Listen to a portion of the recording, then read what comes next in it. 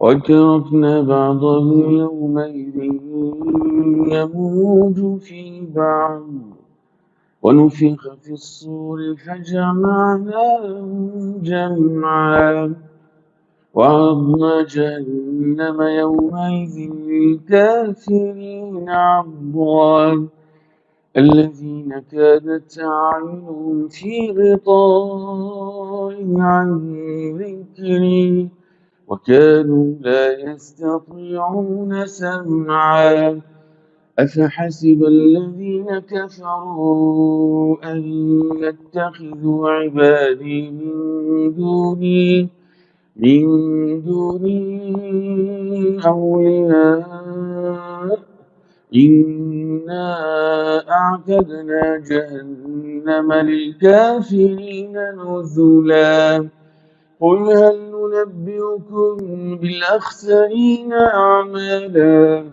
الذين ضل سعيهم في الحياة الدنيا وهم يحسبون أنهم يحسنون صنعا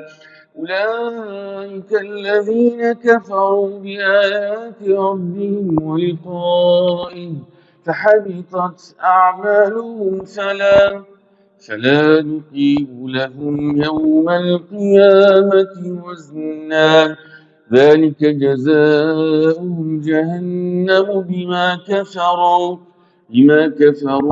واتخذوا آياتي ورسلي هزوا إن الذين آمنوا وعملوا الصالحات كانت لهم جنات الفردوس نزلا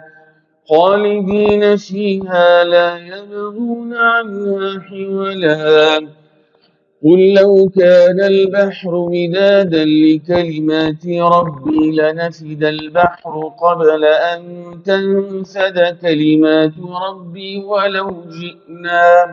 ولو جئنا بمثله مددا قل إنما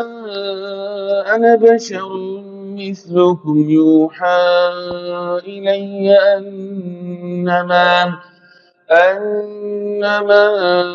إلهكم إله واحد فمن